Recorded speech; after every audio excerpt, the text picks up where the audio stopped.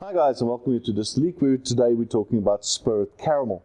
Now, spirit caramel is what we use to adjust the color of a product, a spirit product. Normally this would be used in brandy, it's used in whiskey, but it's very, or most commonly used in rum, to make dark rum. This is where the color comes from. It's not wood. In a dark rum, the color comes from the spirit caramel.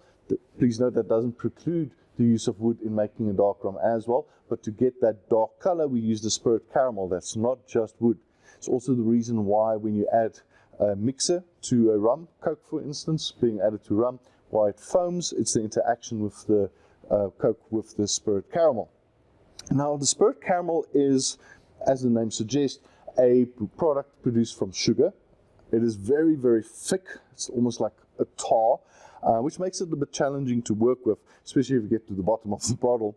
But the good news is you don't need a lot of the spirit caramel. This 100 mils is enough for, I dare say, almost 500 bottles of rum. This goes a very long way. It obviously depends on how dark you want the color.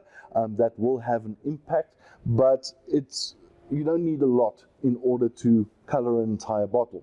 Now, to use the spirit caramel, you first dilute it in water. Some people use boiling water.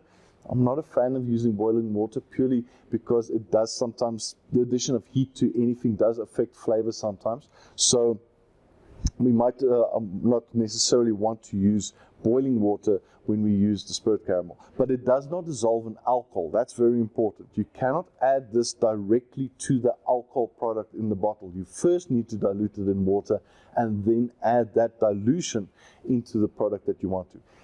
Do it on small samples first, just to see how much you actually need in order to get the color that you want. You'll also find normally a beautiful reddish color when you hold it up to the light. It does really enhance the color of a product, and that's also why it is used in brandies and in whiskies and so forth.